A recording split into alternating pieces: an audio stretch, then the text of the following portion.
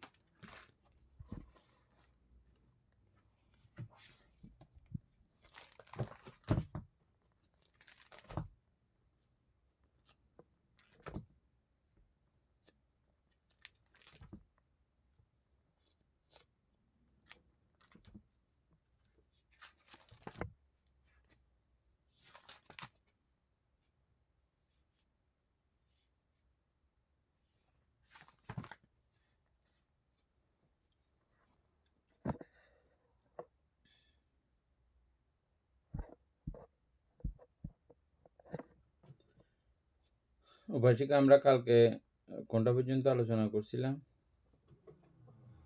আমরা 4 পর্যন্ত আলোচনা করছি, আজকে 5 থেকে উক্ত 16 235 পৃষ্ঠা। প্রকার কুশল চিত্তের সম্যক আজীব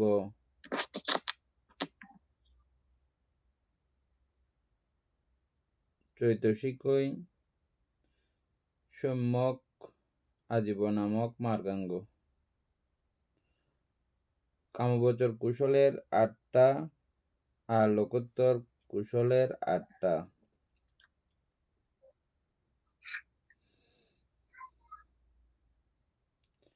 এখানে সম্যক আজীব আছে। সম্যক আজীব সম্পর্কে আমরা কি জানছিলাম?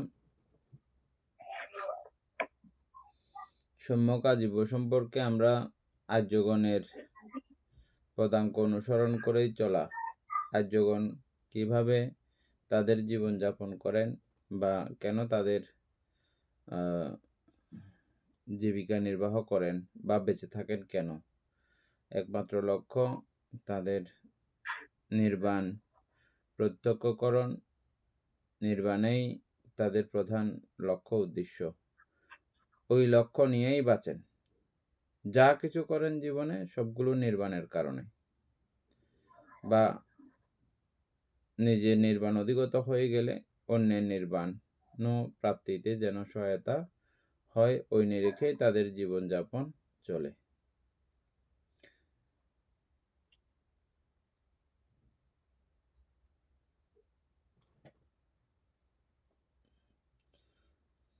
ফার্স্টে বাণিজ্যের কথা বলছিলাম, মানে ওই যে বাণিজ্যের কথা মানে আগে পড়ছিলাম আর কি। ওইখানে যেটা ফার্স্টে বাণিজ্য থেকে বিরত থাকা, এটাও পড়া গেছে। তারপর রাজ্যগণের পথ অনুসরণ করে চলাই হচ্ছে সৈন্য কাজীবে। এরপরে এটা গৃহীগণের বিষয় সহ যদি হিসাব করা হয় তখন পঞ্চবাণিজ্য নিষিদ্ধ। ওখান থেকে সূচনা হয়ে তারপরে আর্যগণের পদাঙ্ক অনুসরণ।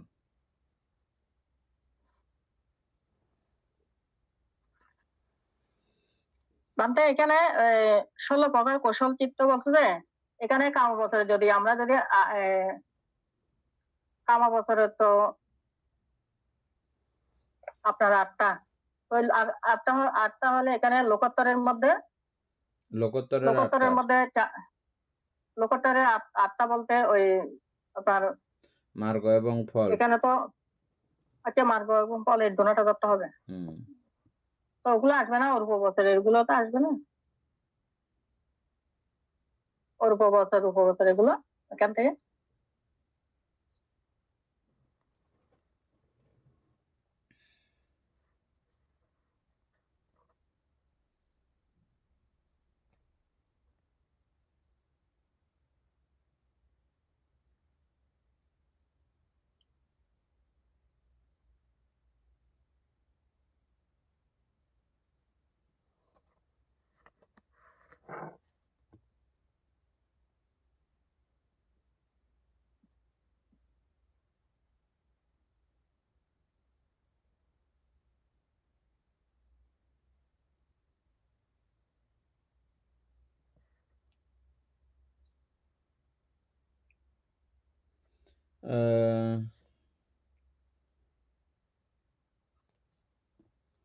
ওখানে সম্যক আজীব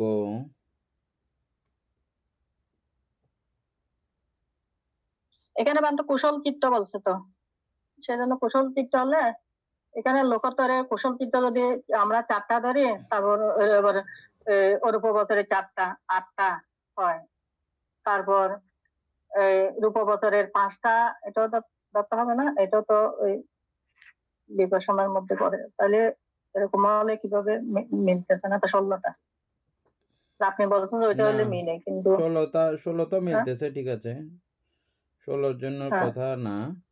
রূপবচরের চিত্তগুলো আসার ব্যাপার তো ছিল, রূপবচরের চিত্তগুলো আসার ব্যাপার ছিল তো।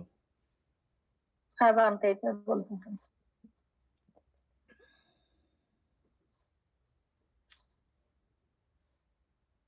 কারণ সেখানেও সম্যক কর্ম আছে,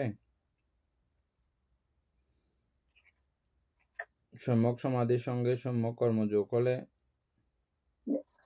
তো অসুবিধা ছিল না, নাই। আর এটা তো ভালো প্রশ্ন, তো ঠিকই আছে। 4 নাম্বার এবং 5 নাম্বার ইয়ে করে রাখেন, আচ্ছা বান। টুকে রাখেন।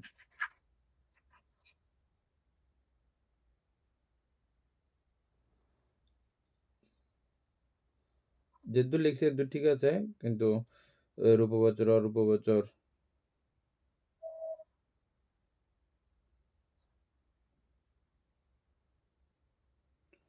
এগুলো কেন আসে না এটা জিজ্ঞেস করতে হবে।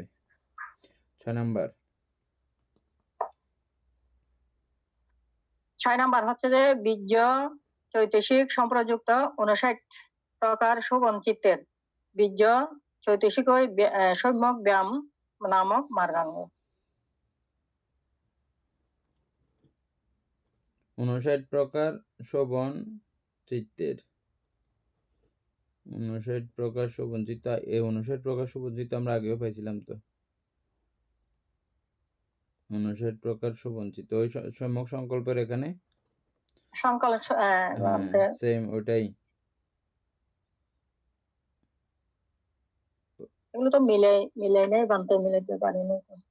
ওটা 47টা মিলাইছিলাম যে 59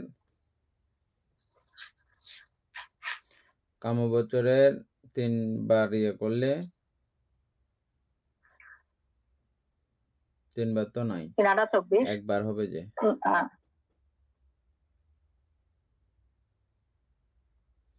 8 তারপরে রূপবচরে অরূপবচরে 9, তারপরে ইয়ার মধ্যে লোকোত্তরে 8, কত হয়েছে? 25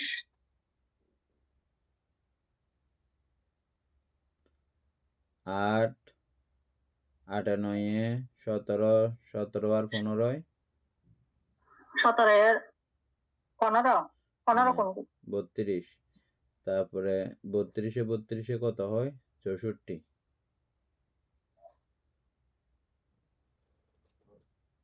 ও না 32 আর 64 থেকে 4 বিয়োগ দিলে কত হয়?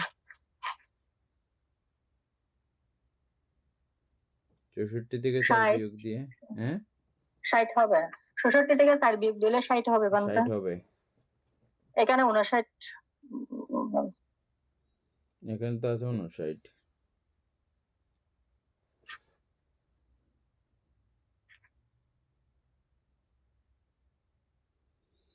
কামবচরে হচ্ছে যে 8 দুগুণা 16, 8 দুগুণা 16। কিভাবে ওই ক্রিয়া এবং কুশল মিলে বিভাগটা বাদ দিয়ে?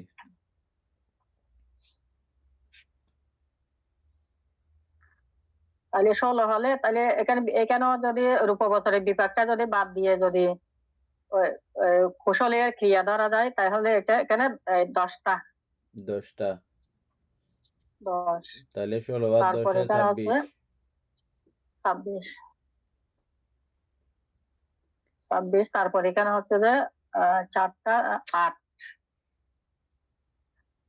14 14 4 3 34 তারপর এখানে লোকোত্তরের লোকোত্তরের করতেছে 8 যে 8 মিলতেছে না তো কত হয়েছে? 42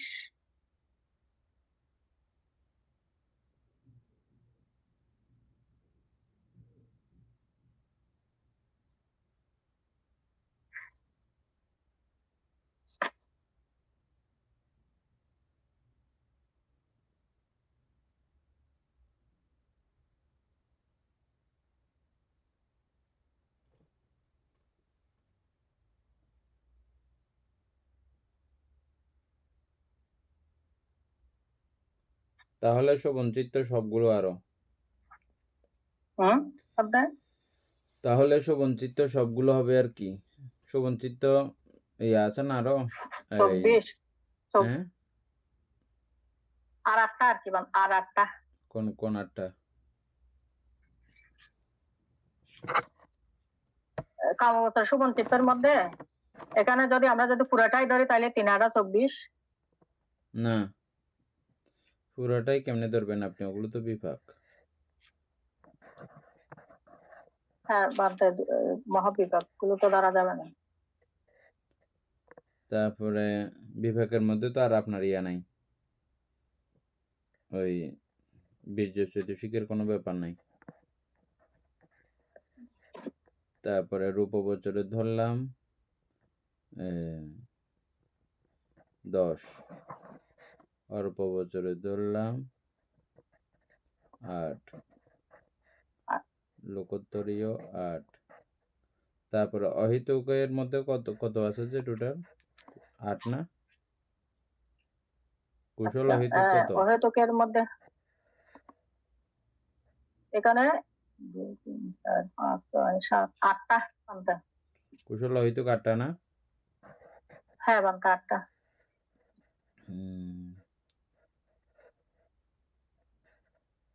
8টা ধরলে এখানে 50 হয় আরো 9টা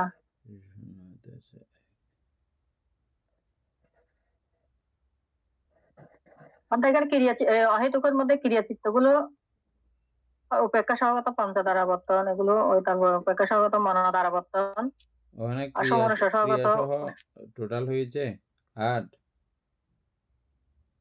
না ক্রিয়া সহ হচ্ছে যে আপনার 53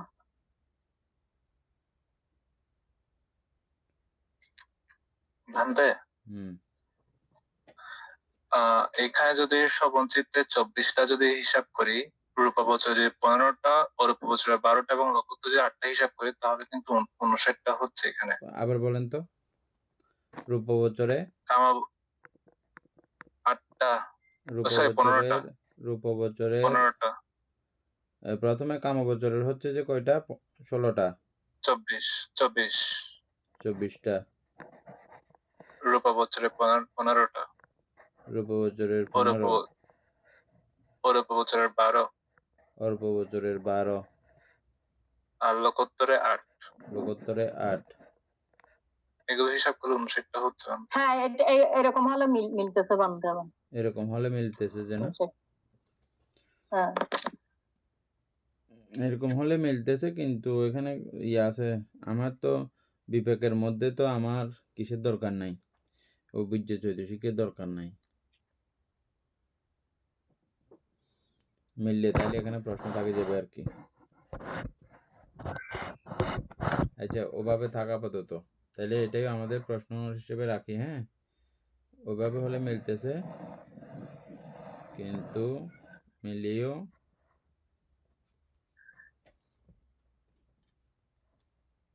আমি ফল পাচ্ছি, বিভাগ উৎপন্ন হয়েছে। যদি বিভাগ উৎপন্ন হয়, ওখানে তো আমার বীর্য চৈতসিকের প্রয়োজন আছে কিনা, এভাবে একটা প্রশ্ন লিখে রাখেন।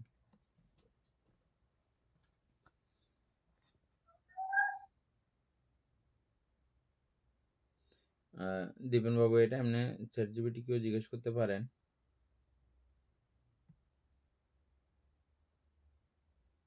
এই ক্লাসের পরে, এখন না। তারপরে 7 নাম্বার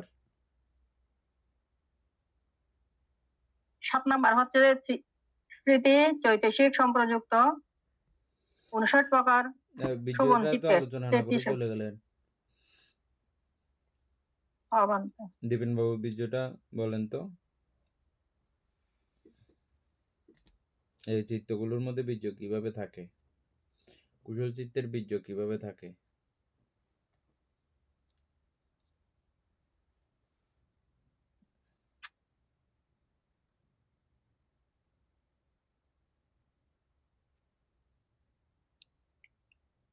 মিউট করা।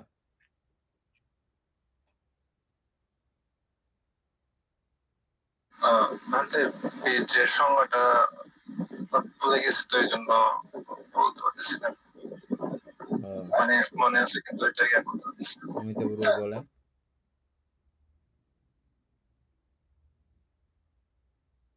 বান্তা আমরা বীর্য যেটা পড়ছি, বীর্য তো প্রচেষ্টা বা ব্যায়াম বা প্রদান, এখানে আমরা 4 প্রকারের সম্যক প্রদানের মানে আমরা পাইছি।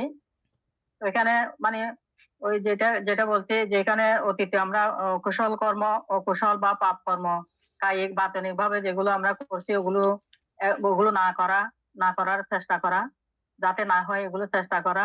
আর যেগুলো অকুশল কর্ম, পাপ আগে করা হয়নি, এখনো যাতে না আসে বা স্পর্শ আমাকে করতে না পারে, সেই চেষ্টা করা।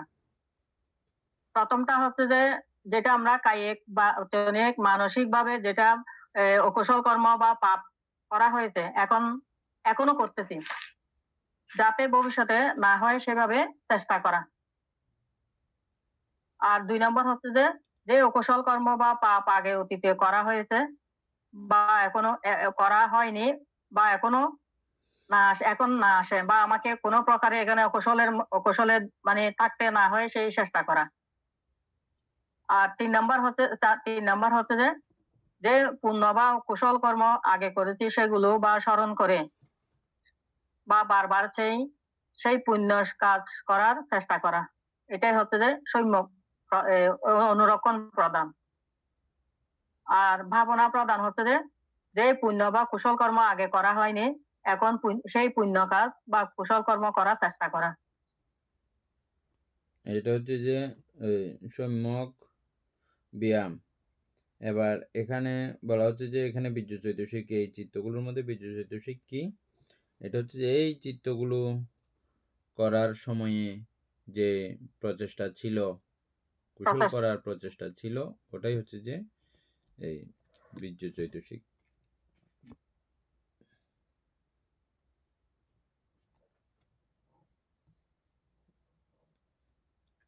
ওখানেই এই বীর্য চৈতসিকের সম্প্রয়োগ।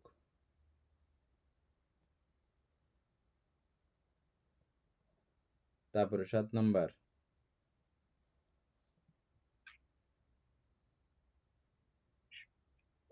7 নাম্বারটা হচ্ছে স্মৃতি চৈতসিক সম্প্রযুক্ত 59 প্রকার শোভন চিত্তের স্মৃতি চৈতসিককে সম্যক স্মৃতি নামক মার্গাঙ্গ।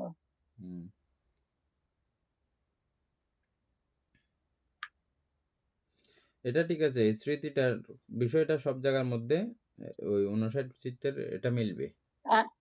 এটা মিলবে, এটাতে সবগুলোতে থাকতে পারে। বিভাগ পাওয়ার সময়ও এটা মিলা যাবে, কিন্তু ওই বীর্য চৈতসিক, তারপর আজীব, তারপরে সম্যকর্ম, এগুলোর সময় চিন্তা করতে হবে ওই 3টে বিষয়ে।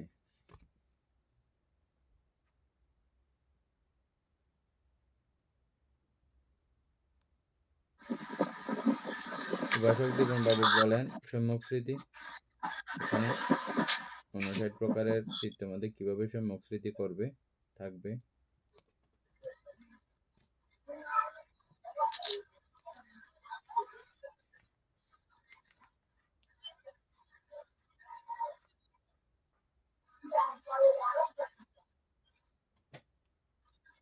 স্মৃতি বলতে ভাবতে আসলে আমরা যে কাজটা করছি, মানে সম্যক স্মৃতি বলতে যে কাজটা করছি সেটা সম্পর্কে যথাযথ ভাবে জেনে বুঝে করাটা হচ্ছে সম্যক স্মৃতি। হুম তো এই ৫৯ প্রকার শ্রবণচিত্তের যে কৌশল, মানে শ্রবণচিত্ত যেগুলো, এগুলো যদি উৎপন্ন করতেই হয় তাহলে আমাদের সম্যক স্মৃতি যদি না থাকে তাহলে এই ৫৯ প্রকার শ্রবণচিত্ত গুলো উৎপন্ন হওয়ার কথা না আর কি। তো যার কারণে এই শ্রবণচিত্ত গুলোর মধ্যে সম্যক স্মৃতি থাকে।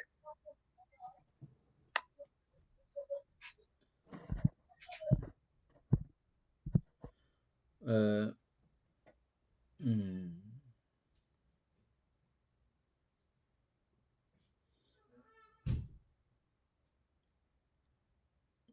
অমিতা বলবে।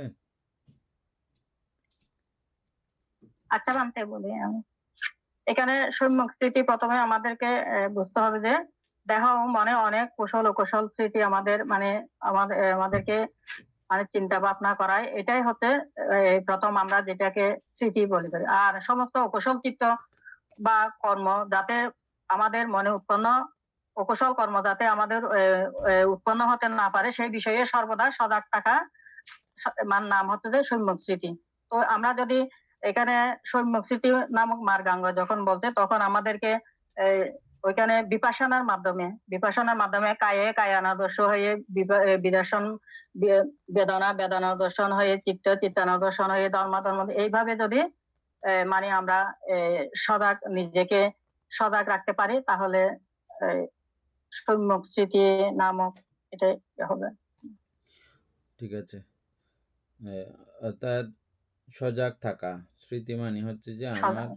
কায়িক বাচনিক মানসিক কর্ম সম্পর্কে, এগুলো সবগুলো কায়িক বাচনিক মানসিক দিয়েই তো হয়েছে না। এই যে হ্যাঁ চিত্তগুলো বন্ধু। হয় এগুলো কায়িক বাচনিক মানসিক দ্বারাই হয়।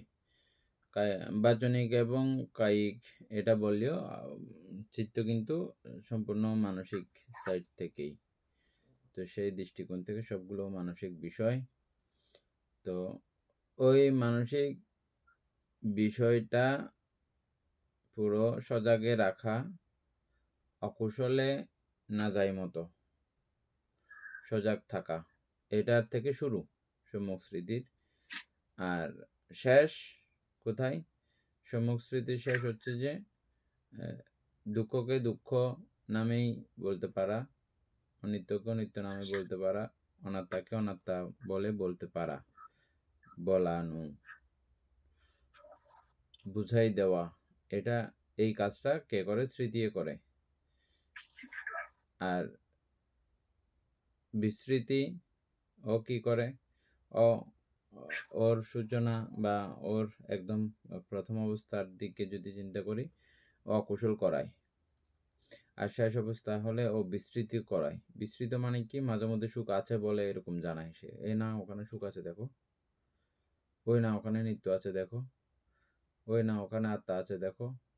এভাবে ব্যতিক্রমটা দেখানো ওই দুঃস্মৃতি বা অস্মৃতির কাজ আর কি, স্মৃতিহীন অবস্থার কাজ। আর স্মৃতি যুক্ত থাকলে, সম্মুখ স্মৃতি থাকলে তখন সে সার্বক্ষণিক ওভাবেই বলে, দুঃখ অনিত্য অনাত্মা এভাবে বলে। সম্মুখ স্মৃতি।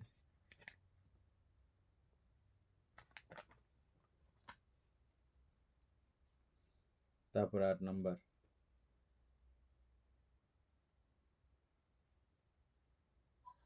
৮ নাম্বারটা হচ্ছে যে ৫৯ প্রকার সুবঞ্চিতের একাগ্রতা চৈতসিকই সম্যক সমাধি নামক মার্গাঙ্গ। আমরা মিথ্যা মার্গ এবং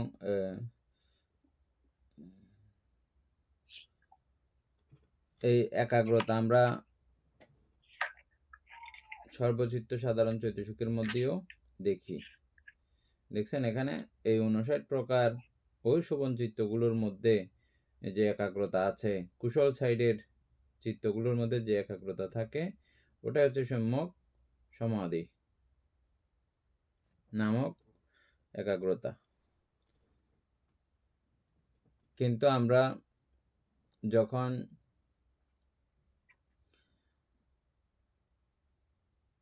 আর্যাষ্টাঙ্গিক মার্গের সমন্বয় ঘটাই, তখন কিন্তু ওই প্রথম ধ্যান থেকে পঞ্চম ধ্যানের ব্যাপারগুলোই আসবে। এখানে বাকি চিত্তগুলো যেভাবে লিখেছে, হ্যাঁ, এগুলো সম্যক সমাধির অন্তর্গত বটে, কিন্তু ওইটা ওই ক্রমিক ওই পর্যন্ত না গেলে সম্যক সমাধির চরম লেভেল প্রথম ধ্যান থেকে পঞ্চম ধ্যান পর্যন্ত ওইখান পর্যন্ত না গেলে আমাদের ওই কুশল চিত্তগুলোর ইয়া দিয়ে কিন্তু কি হবে না, মার্গ লাভ হবে না।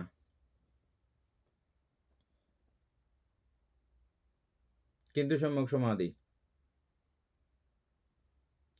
আমি যে কুশলে চিত্ত নিবিষ্ট করে রেখেছি, চিত্ত একাগ্র করেছি, ওটাই হচ্ছে ওখানকার সম্যক সমাধি।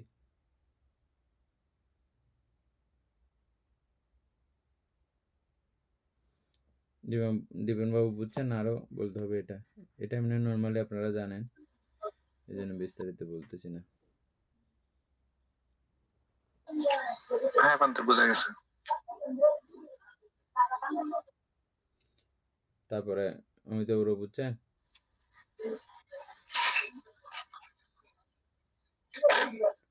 মিউট করা।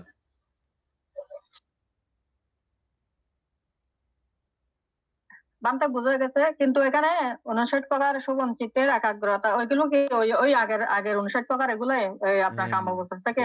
same.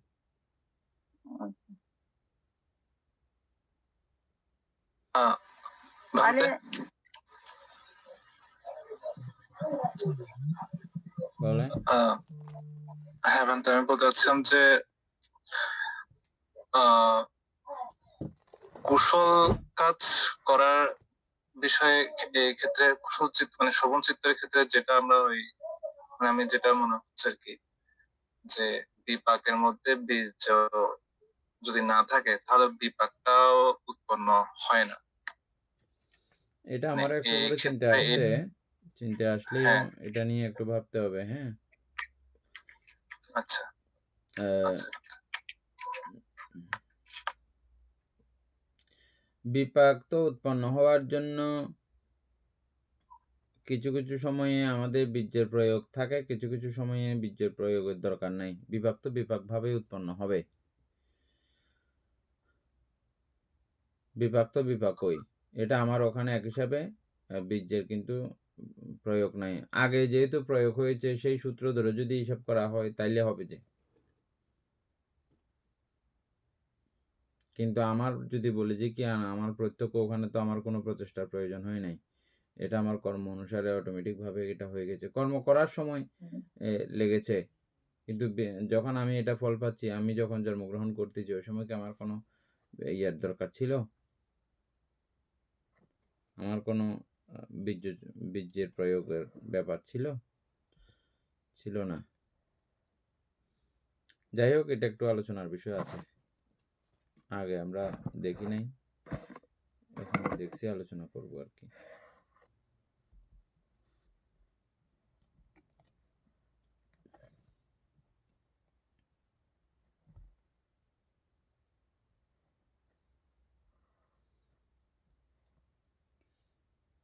তারপরে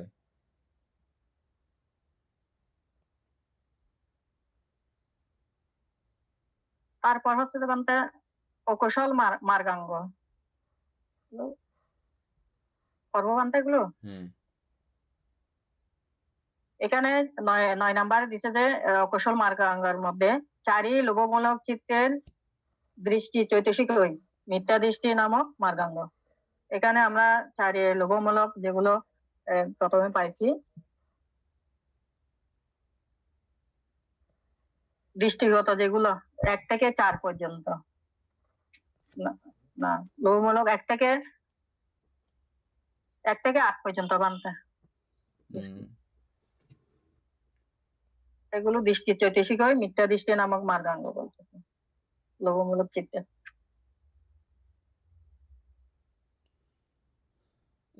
যেগুলো দৃষ্টি চৈতসিক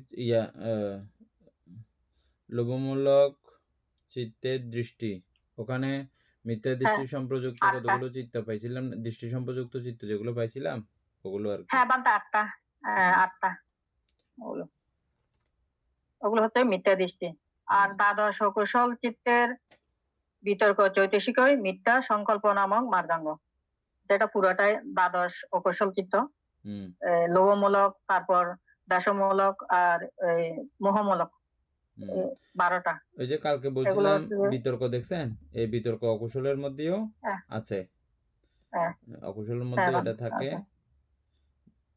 যদিও বা আমাদের এটা আহ, আহ, আমরা জোর করে এখানে লাগাইতে হয় না, জোর করে লাগিয়ে রাখতে হয় না, কারণ এটা আমাদের অভ্যাস হয়ে গেছে। অকুশল করতে করতে অটোমেটিক এখানে চিত্ত লেগে থাকে।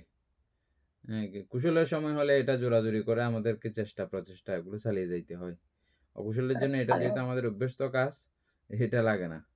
যেমন ধ্যানীদের ক্ষেত্রেও দীর্ঘদিন যারা ধ্যানে অভ্যস্ত, তাদের যেমন যারা পঞ্চম ধ্যানিক মানুষ, বসলে মাত্রই তারা পঞ্চম ধ্যানে অটোমেটিকভাবে যায়, বসলে মাত্রই, মানে ইজি প্রসেস। যেমন অকুশলকারীদের ইজিভাবে তারা অকুশল কর্ম অনায়াসে করে ফেলে, ঠিক যারা পঞ্চম ধ্যানিক ব্যক্তিত্ব আছেন তারাও এরকম চট করে ওখানে যায় অটোমেটিক। তো তাদের মনে হয় না তখন এটা বিতর্ক চলছে, একটা বিশাল একটা প্রচেষ্টার ব্যাপার আছে এখানে। আমরা যেভাবে পড়েছি ওই বিতর্ক ওখানে সংযুক্ত করে রাখার যে প্রয়াসটা, এই বিতর্কের সঙ্গে আবার ওই বীর্য চৈতসিকেরও একটা সামঞ্জস্য কিন্তু দেখা যায়। হ্যাঁ, হ্যাঁ। একাগ্রতারও সামঞ্জস্য দেখা যায়, প্রায় কাছাকাছি আর কি বিষয়টা।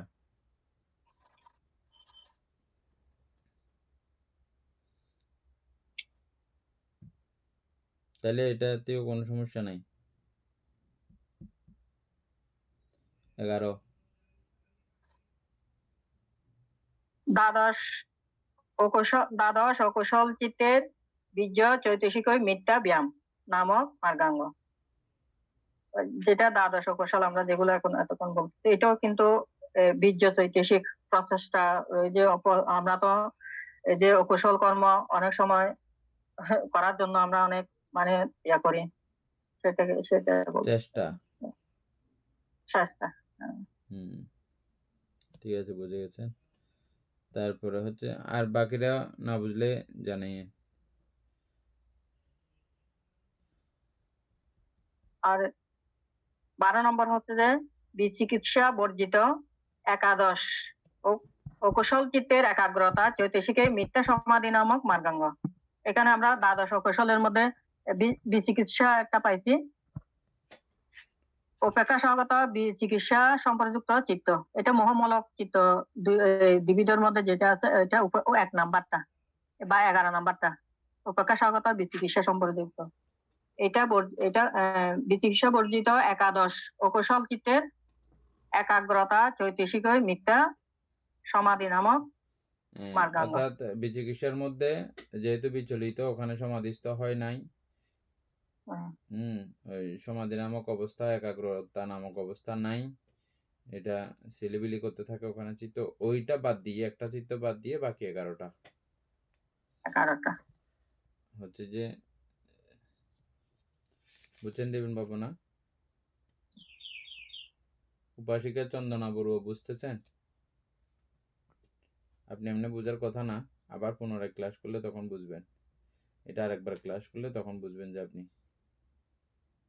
এখানে কিছু হিসাব নিকাশ আছে তো আগে। এখানে মানে বিচিকিৎসা বর্জিত একাদশ অকুশলের মধ্যে চিত্তকে একাগ্রতা যদি আমরা করে থাকি তাহলে এটা মিথ্যা সমাধি হবে আর কি। এটা বললেও বুঝবে না। এটা আমরা এখন যতই বাঙালি বলি না কেন, এখন বুঝবে না। এটা আমাদের পুতুল বাবু বোঝার সম্ভাবনা নাই। এগুলো চিত্ত হিসেবে যেগুলো যেগুলো বলতেছি, আর জ্যোষ্ঠাঙ্গিক মার্গের দ্বাদশ মার্গাঙ্গের ব্যাখ্যা, বুঝতেছেন? হ্যাঁ, আচ্ছা, তাহলে ঠিক আছে। নর্মালি আমরা এর আগে যখন আমরা দ্বাদশ মার্গাঙ্গের নর্মাল ব্যাখ্যা করেছিলাম, তখন সবাই বুঝেছে, কিন্তু এগুলো যখন চিত্ত দিয়ে এখন আনা হচ্ছে, এখন হয়তো সবার এটা বোঝা ইয়ে হচ্ছে না নতুনদের।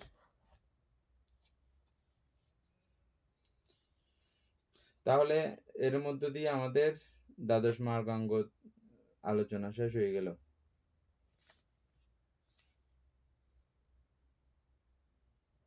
ইন্দ্রিয় ইন্দ্রিয় 1 থেকে 8 পর্যন্ত কেন ইন্দ্রিয় বলা হইয়াছে তাহা রূপ বিভাগের ব্যাখ্যা 194 পৃষ্ঠা 10 মন সহজাত চৈতসিকের উপর আধিপত্য করে বলিয়া ইহা মনেন্দ্রিয়। সুখ দুঃখ সমনুষ্য দোমনুষ্য বেদনা চৈতসিকে ইন্দ্রিয় বলা হইয়াছে, কারণ ইহারা নিজ নিজ সহজাত ধর্মকে অভিভূত করিয়া স্থূলভাব অনুভব করায়। উপেক্ষা বেদনাকে ইন্দ্রিয় বলা হয়েছে, কারণ ইহা সহজাত চিত্ত চৈতসিকে শান্ত প্রণীত বা উত্তম নিরপেক্ষ ভাব প্রাপ্ত করায়। শ্রদ্ধেন্দ্রিয় অশ্রদ্ধাকে পরাভূত করিয়া সম্প্রযুক্ত চিত্ত চৈতসিকের প্রসন্নতা আনয়ন করে। বীর্য কৈশিদ্য পরাভবে স্মৃতি আলম্বনকে নিত্য উপস্থিত রাখিতে একাগ্রতা আলম্বনে চিত্তের নিশ্চল অবস্থানে ইন্দ্রিয়ত্ব করে। প্রজ্ঞা মোহ ধ্বংসে সম্প্রযুক্ত চিত্ত চৈতসিকের উপর আধিপত্য করে। অজ্ঞাতকে বা চারি আর্য সত্যকে জানিব বলিয়া উৎপন্ন অমোহচিত্ত ইন্দ্রিয়ত্ব প্রাপ্ত হইলে সংযোজনত্রয় সৎকায় দৃষ্টি শীলব্রত পরামর্শ বিচিকিৎসা চিহ্ন করিতে পারে এবং সহজাত চৈতসিক গুলিকে এই ছেদন কার্যাভিমুখী করিয়া তাহাদের উপর ইন্দ্রিয়ত্ব করে। ইহা শ্রোতাপত্তি মার্গস্থ অমোহ চৈতসিক। লোকোত্তর জ্ঞানেন্দ্রিয় কামরাগ ব্যাপাদ প্রভৃতি সংযোজনকে প্রবল করে এবং সহজাত ধর্মকে নিজের বশবর্তী করেন। ইহা উপরে 3 মার্গস্থ এবং নিচে 3 ফলস্থ অমোহ চৈতসিক। লোকোত্তর জ্ঞানেন্দ্রিয় সর্বকার্যে ঔৎসুক্য ধ্বংস করিয়া সহজাত ধর্মকে অমৃতাভিমুখী করে। ইহা অরহত্ত ফলস্থ অমোহ চৈতসিক।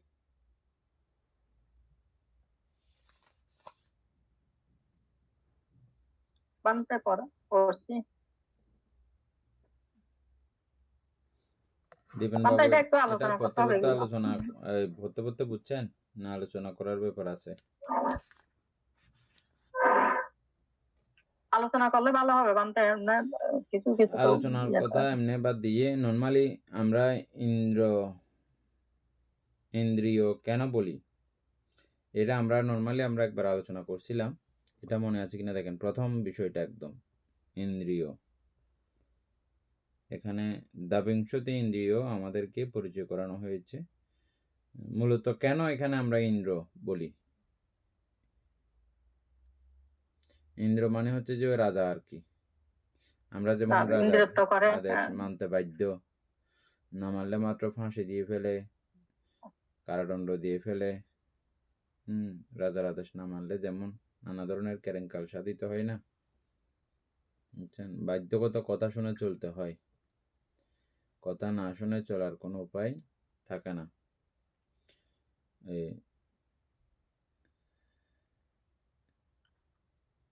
এখানে আমরা এই দ্বাবিংশতি ইন্দ্রিয় মানে 22 প্রকার ইন্দ্রিয়ের কথা জেনেছি। এরা ওই অবস্থানের মধ্যে তাদের জায়গা, তাদের যেখানে যেখানে তাদের পদচারণা, ওই জায়গার মধ্যে তারা ইন্দ্রিয়ত্ব করে, আধিপত্য করে। এই জন্য তাদেরকে ইন্দ্রিয় বলা হয়। যেমন উদাহরণস্বরূপ একটা বোঝেন, শুধু চোখকে আমরা চক্ষু ইন্দ্রিয় কেন বলি? চোখের সঙ্গে ইন্দ্রিয় যোগ আছে কেন বলি?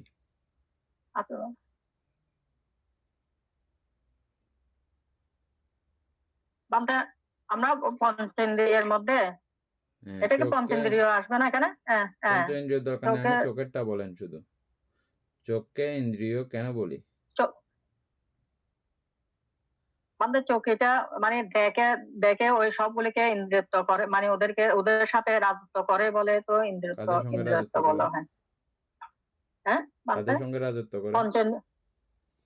পঞ্চেন্দ্রিয়ের সাথে, এই যে চক্ষুইন্দ্রিয়, কর্ণেন্দ্রিয়, তারপর জিহ্বেন্দ্রিয়। ওই দীপেন বাবুর মনে থাকতে পারে, বলে।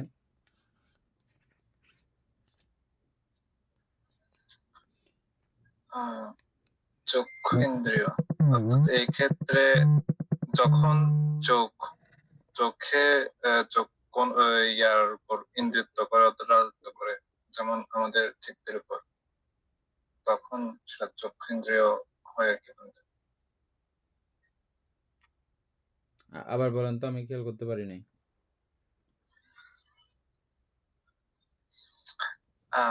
আমাদের যখন চোখ আমাদের চিত্তের উপর ইন্দ্রিয়ত্ব করে, তখন সেটা চক্ষু ইন্দ্রিয়, মানে তখন চোখকে ইন্দ্রিয় বলে আর কি, তখন চক্ষু ঠিক আছে, ইন্দ্রিয় হয়।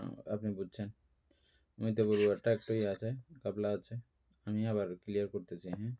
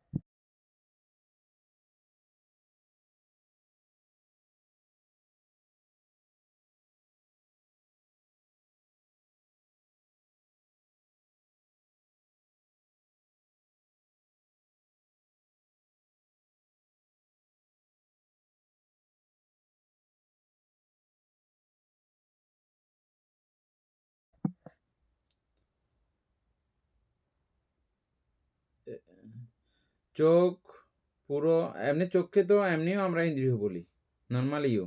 অন্যান্য অঙ্গের সঙ্গে আমরা ইন্দ্রিয় শব্দটা ইয়া না করলেও, হ্যাঁ, চোখকে কিন্তু আমরা ইন্দ্র নামীয় চোখকে চিনি। কেন ইন্দ্র বলা হয় চোখকে? আবার সার্বজনীনভাবে সবকিছু মিলিয়েও আবার চোখকে কেন্দ্রীয় ইন্দ্রিয় বলা হয়, কারণ চোখ আমাদেরকে খুব দারুণভাবে পরিচালিত করে। আমাদের পুরো আমাকে, আমরা যেদিকে যেটা সুন্দর দেখি ওদিকে দৌড়ি না সারাক্ষণ, ওদিকে এটা বই পাইছে ওদিকে আর যাই না। চোখে এগুলো মানে পুরো একটা আমাদেরকে পুরো কন্ট্রোল করে চোখে। খেয়াল করছেন এখন? তারপর আমাদের পুতুল বাবু কি একটা বলতে চাইছিলেন মাঝখানে, এটা আগে বলেন।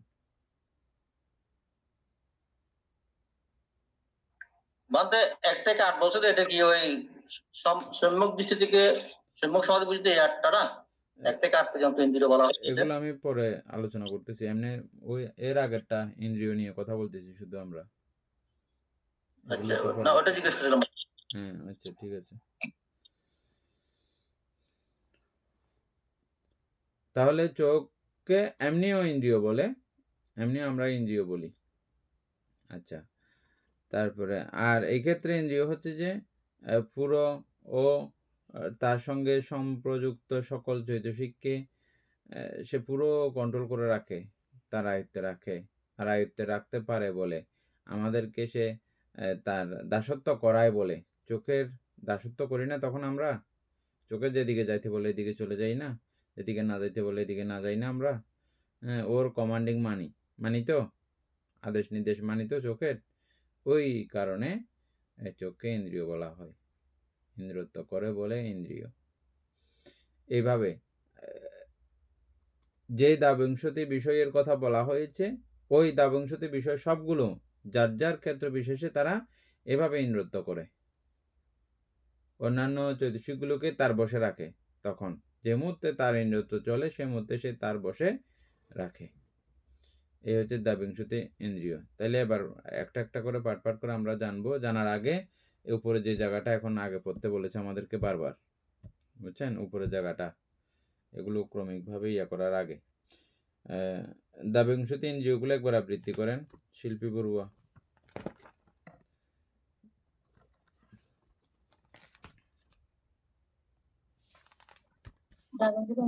চক্ষু, শ্রোত্র, ঘ্রাণ, জিহ্বা, কায়, স্ত্রী, পুরুষ, জীবিত, মন, সুখ, দুঃখ, সৌমনস্য, দৈমনস্য, উপেক্ষা, শ্রদ্ধা, বীর্য, স্মৃতি, সমাধি, প্রজ্ঞা, অজ্ঞাতকে জানিব এই চিন্তা, লোকাত্তর জ্ঞান, লোকাত্তর জ্ঞানী। আবার আরেকবার বলেন। চক্ষু, শ্রোত্র, ঘ্রাণ, জিহ্বা, কায়, স্ত্রী, পুরুষ, জীবিত, মন, সুখ, দুঃখ, সৌমনস্য, দৌর্মনস্য, উপেক্ষা, শ্রদ্ধা, বীর্য, স্মৃতি, সমাধি, প্রজ্ঞা, অজ্ঞাতকে জানিব এই চিন্তা, লোকাত্তর জ্ঞান, লোকাত্তর জ্ঞানী। তাহলে প্রথম নাম্বারে কি আসছে? এক নাম্বারে চক্ষু। আমরা এতক্ষণ যেটা আলোচনা করলাম, হ্যাঁ, হ্যাঁ, যাই হোক, আমরা এর পুরো ইন্দ্রিয় সম্পর্কে একটা ইয়া দেওয়া হয়েছে, ওইটা আলোচনা করে 1 থেকে 8 পর্যন্ত কেন ইন্দ্রিয় বলা হইয়াছে তাহা রূপ বিভাগের ব্যাখ্যাটার মধ্যে জড়িত। 1 থেকে 8 গুলো একটু আবৃত্তি করেন। চক্ষু থেকে 8 পর্যন্ত। চক্ষু তো 1। চক্ষু 1, 2 শ্রোত্র, 3 ঘ্রাণ, 4 জিহ্বা, 5 কায়, 6 স্ত্রী, 7 পুরুষ, 8 জীবিত। এগুলো সম্পর্কে আমরা আমাদের সকলের মনে আছে আশা করি। ওই 5টা বিষয়ে কিভাবে আমাদেরকে কি করে, 8টা বিষয়ে 5টা সম্পর্কে তো খুব ভালো করে জানি। নাকে কিভাবে আমাদেরকে ইয়ে করে, প্রভাবিত করে, চোখে, নাকে, কানে আমাদের উপরে কিভাবে আধিপত্য করে, এটা তো আমরা বুঝি তো সাধারণত, না? চোখেরটা বুঝলে বাকিটা সবগুলো ইজি। কান একটা ভালো জিনিস শুনছে, ওটা শোনানোর জন্য আমাকে বারবার ওখানে নিয়ে যায়। যেটা ভালো লাগছে ওর, ও বারবার আমাদেরকে ওখানে টেনে টেনে নিয়ে যায়। তা আমরা ওর কথা শুনে শুনে যাই না, চলি না, ওর কথা মানি না, বুঝছেন? ওই 5টা কিন্তু একই এভাবে। হ্যাঁ, সেগুলি বুঝি নাই। স্ত্রী, ওই 6 নম্বর স্ত্রী, 7 নম্বর পুরুষ, এগুলো কি? 5টা আসি। 6 নম্বরে হচ্ছে যে স্ত্রী। হ্যাঁ, স্ত্রী রূপ, পুরুষ, স্ত্রী রূপ এবং পুরুষ রূপ, স্ত্রীন্দ্রিয়, পুরুষ ইন্দ্রিয়।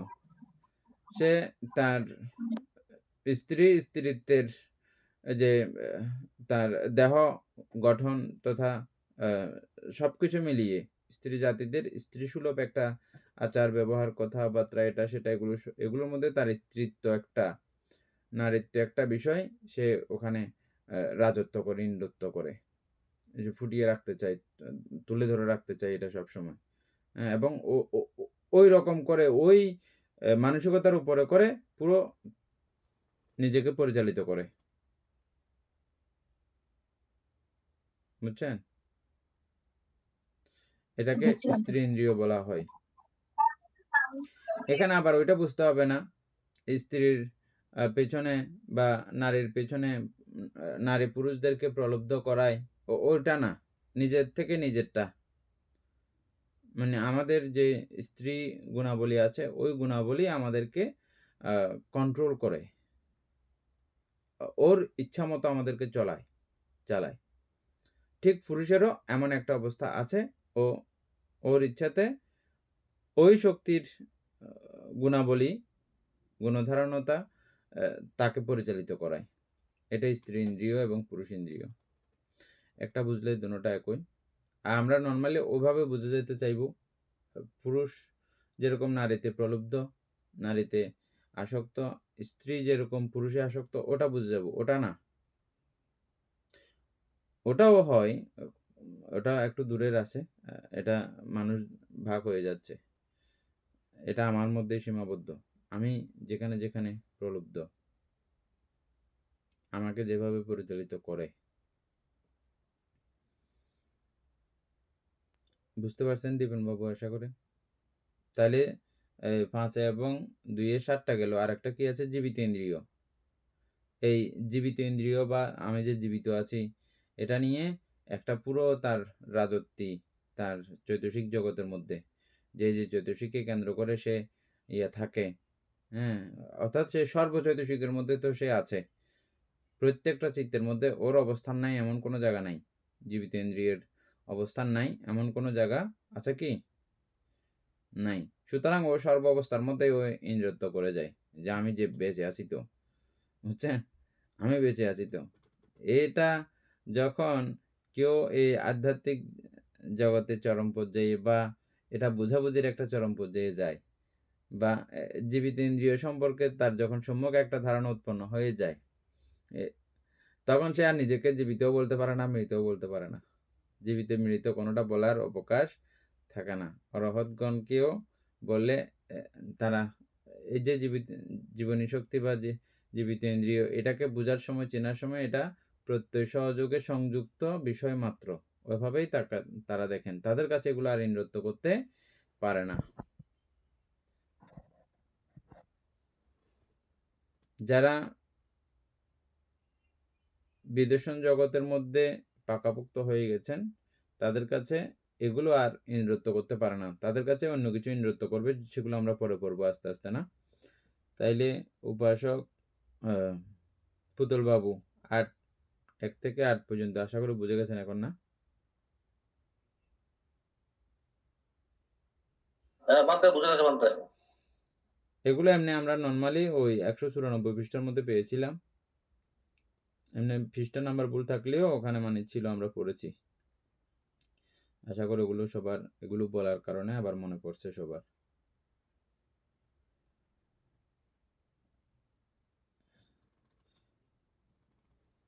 মন সহজাত চৈতসিকের উপর আধিপত্য করে বলিয়া মনেন্দ্রিয়। এরপরে মনেন্দ্রিয় একটা ছিল,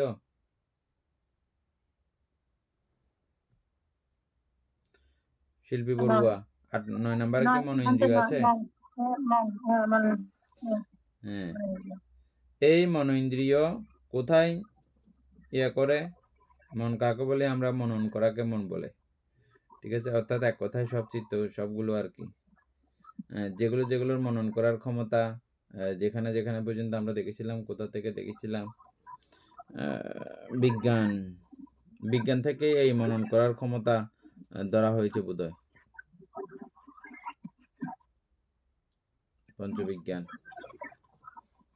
পঞ্চবিজ্ঞান থেকেই ধরা হয়েছিল না মননের বিষয়টা? আচ্ছা, যাই হোক, আমরা এভাবে আলোচনা করি।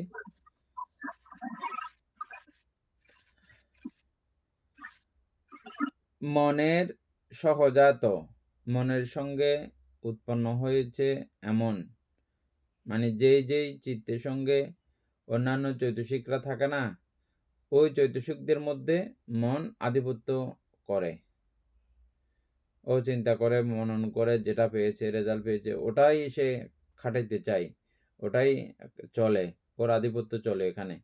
এজন্য মনকে ইন্দ্রিয় বলা হয়, মন ইন্দ্রিয়।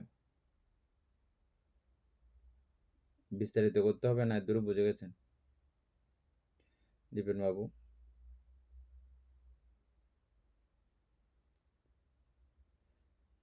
আমরা মন বলতে কি বুঝি?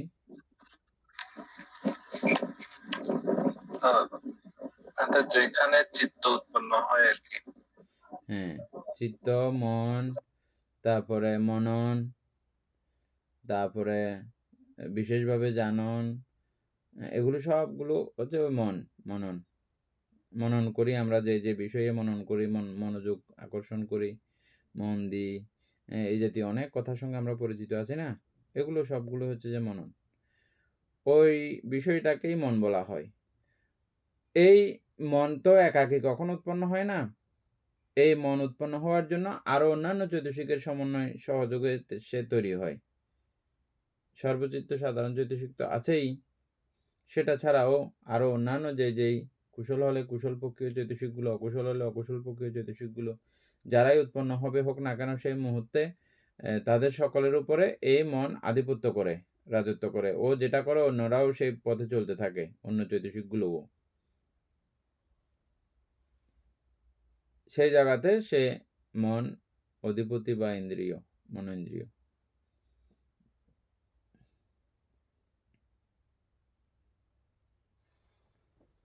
তারপরে সুখ দুঃখ, সুখ ইন্দ্রিয় দুঃখ ইন্দ্রিয় আছে না শিল্পী বড়ুয়া? এরপরে সুখ আর দুঃখ, 10 সুখ 11 দুঃখ। এই সুখও আমাদেরকে আমাদের কে ওর বসে রাখতে চেষ্টা করে, ও এখানে আধিপত্য করে। সুখ ও নির্দেশ প্রদান করলে আমরা দৌড়তেছি না, সুখের পিছনে আমরা দৌড়ি না সবাই। আচ্ছা, দুঃখ কিভাবে ইন্দ্রত্ব করে আমাদের মধ্যে?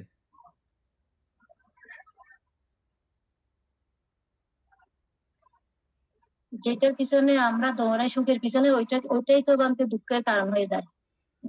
দুঃখ হচ্ছে যে এই ইন্দ্রি দুঃখ ইন্দ্রিয় ও যাইতে দেয় না, ও কমান্ডিং করে, ওটা আমরা শুনি তো মানি তো। দুঃখ যে ও যায় না, বুঝছেন? এভাবে দুঃখ ইন্দ্রত্ব করতে পারে, বুঝছেন?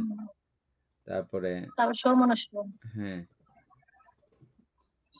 সমনস্য ইন্দ্রিয়, দমনস্য ইন্দ্রিয়। সমনস্য মানে ওই মনের সুখ, ওটা শারীরিক সুখ দুঃখ, ওটা মানসিক সুখ দুঃখ, একই বিষয়টা, বুঝে গেছেন? তারপরে এটা এখানে আরেকটা কথা আছে, বেদনা চৈতসিককে ইন্দ্রিয়, সমনস্য দমনস্য বেদনা চৈতসিককে ইন্দ্রিয় বলা হইয়াছে। সুখ দুঃখ সমনস্য দমনস্য এগুলো বেদনা, তো ওই বেদনা চৈতসিককে ইন্দ্রিয় বলা হইয়াছে, কারণ ইহারা নিজ নিজ সহজাত ধর্মকে অভিভূত করিয়া রাখে। সুখ হইলে সুখ দিয়ে অভিভূত করে রাখে, দুঃখ হইলে দুঃখ দিয়ে অভিভূত করে রাখে। এখন যেভাবে বললাম আর কি, মানসিক এবং শারীরিক দুটাই। আচ্ছা, স্ব স্থূল ভাব অনুভব নিজ নিজ সহজাত ধর্মকে অভিভূত করিয়া স্ব স্থূল ভাব অনুভব করায়।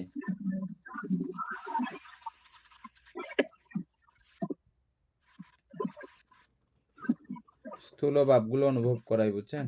একদম সূক্ষ্ম গুলো না, সূক্ষ্ম বিষয়টা বলা, সূক্ষ্ম বলা হচ্ছে না, স্থূলগুলো, মোটাগুলো আর কি, যেগুলো বেশি পরিষ্কার আমাদের কাছে, ওই জাতীয় গুলো। উপেক্ষা বেদনাকে ইন্দ্রিয় বলা হইয়াছে। উপেক্ষা বেদনাকেও ইন্দ্রিয় বলা হইয়াছে। উপেক্ষা আছে না এখানে, উপেক্ষা ইন্দ্রিয় আছে না, এটাকে ইন্দ্রিয় বলা হয়েছে কেন?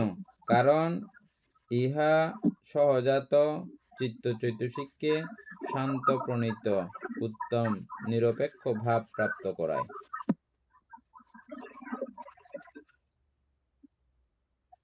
এখানে নরমালি ওই উপেক্ষা, সুখ দুঃখ উপেক্ষা, ওইটার কথা কিন্তু বলা হয় নাই। বাবু খেয়াল করেন, উপেক্ষা কিন্তু আমরা ধ্যানের পঞ্চম ধ্যানের মধ্যে আমরা উপেক্ষা দেখতে পেয়েছি, ওই উপেক্ষার কথা বলা হয়েছে এখানে, বুঝছেন? এবং এর পরবর্তীতেও নির্বাণও কিন্তু উপেক্ষা। আর মৈত্রী করুণা মুদিতার যে উপেক্ষা ভাব, ওগুলোই হবে। নর্মালি বেদনা যে উপেক্ষা, এটা এখানে হিসাব করা হচ্ছে না। বেদনা যে উপেক্ষাটা হিসাব করা হচ্ছে না, এখানে হিসাব করা হচ্ছে যে যেগুলো চৈতসিক শান্ত প্রণীত নিরপেক্ষ ভাব প্রাপ্ত করায়, নিরপেক্ষ ভাব প্রাপ্ত করাইয়ে ওই জায়গাতে তখন ও সবাইকে কন্ট্রোল করে রাখে। তাহলে যখন ওই উপেক্ষার আয়ত্তভূত থাকে, উপেক্ষার বশবর্তী থাকে সবকিছু, তখন বলা হবে এই উপেক্ষা ইন্দ্রিয়, উপেক্ষাকে ইন্দ্রিয় বলা হবে। অমিত গুরু, এগুলো এমনি বুঝতেছেন ভালো করে?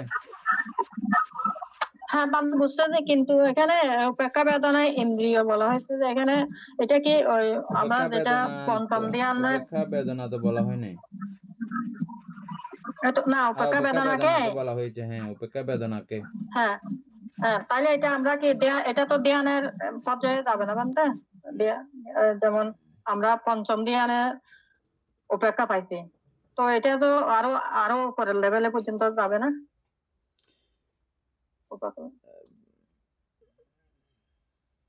উপেক্ষা তো আমি নির্বাণ পর্যন্ত বলে ফেললাম তো, নির্বাণটাও উপেক্ষা তো। আচ্ছা, হ্যাঁ বানতে।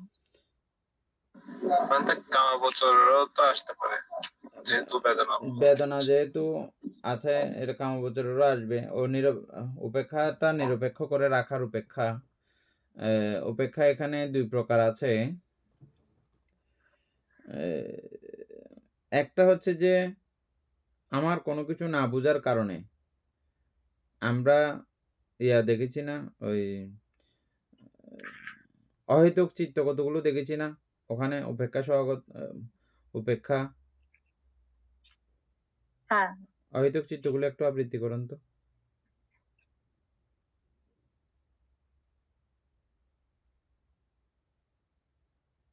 বানতে এখানে অকৌশলের মধ্যে উপেক্ষা সহগত চক্ষু বিজ্ঞান, তারপর হচ্ছে উপেক্ষা সহগত সূত্র বিজ্ঞান, উপেক্ষা সহগত ঘ্রাণ বিজ্ঞান, উপেক্ষা সহগত জিহ্বা বিজ্ঞান, তারপর সুখ সহগত লাগবে না। কায় বিজ্ঞান।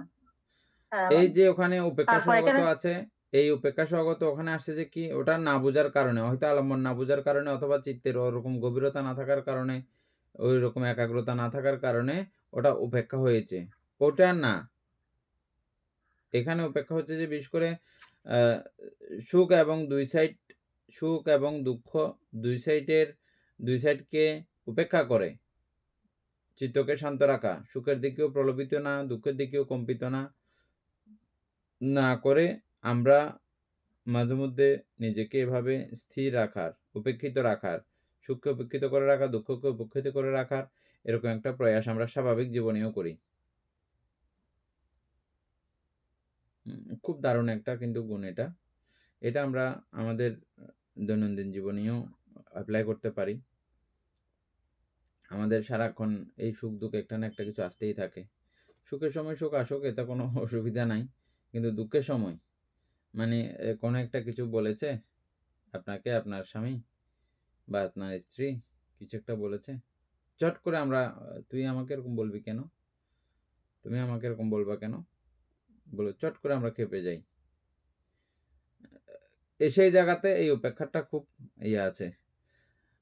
আপনি কিছুক্ষণ সেই বিষয়টাকে উপেক্ষা করে দিয়ে দেখেন, এর পরবর্তী দেখবেন যে ওটা খুব একটা দারুণ একটা অনুভূতি আপনার হয়েছে। হ্যাঁ, উপেক্ষা কিন্তু সব জায়গাতে কিন্তু কাজে লাগানো যায়। তাহলে ওই সময়ে এই উপেক্ষাটা আমাকে ওইভাবে দমিত করাই নাই, আমাকে প্রলোভিত করাই নাই, আমাকে আয়ত্তে রাখে নাই। সমস্ত বিষয়টাকে আমি ওই উপেক্ষার মাধ্যমে আয়ত্ত করি নাই আমি, তাহলে সে ইন্দ্রত্ব করে নাই, ওখানে সে মুহূর্তে রাজত্ব করে নাই। সে এইটা হচ্ছে যে উপেক্ষা ইন্দ্রিয়, এই জন্য বলা হয়। এটা ক্রমান্বয়ে যেতে যেতে প্রথম ধ্যানের মধ্যে না থাকলেও ইয়ার মধ্যে, পঞ্চম ধ্যানের মধ্যে এই উপেক্ষা কিন্তু সেখানেও আছে, এবং ইয়ার মধ্যেও আছে আপনার নির্বাণটাও তো উপেক্ষা এক প্রকারের না, নির্বাণও উপেক্ষা, যেহেতু সব কিছুকে উপেক্ষিত করে। কাকে? সমস্ত পুরো জগৎকে উপেক্ষা করে নির্বাণ। কেন উপেক্ষা করে? কিছু না, সেজন্য উপেক্ষা করে। তাহলে আজকে আমরা ওই উপেক্ষা পর্যন্ত থাকি না? আচ্ছা, সদ্ধর্মপ্রাণ প্রিয় উপাসক উপাসিকা বৃন্দ, এতক্ষণ যাবৎ আমরা অভিধর্ম চর্চা করেছি, এতে আমাদের অপ্রমেয় পুণ্য সাধিত হয়েছে। এই পুণ্যরাশি অনন্ত চক্রবাসী সত্যগণকে দান করছি, গুরুভান্তি দেবীকে দান করছি, মাতা পিতাগণকে দান করছি, এবং এই পুণ্যের কাছে আমরা প্রত্যেকেই প্রার্থনা করব নির্বাণ লাভ অবধি অসৎ ব্যক্তি মূর্খ ব্যক্তি পাপমিত্রের সংসর্গ লাভ না করে সদা সর্বদা জ্ঞানদর্শী কল্যাণ মিত্রের সান্নিধ্য সংসর্গ লাভ করতে সক্ষম হয়ে এরূপ সাধু কামনা পোষণ করে আজকের মতো ক্লাস এখানেই সমাপ্ত করছি। সাধু সাধু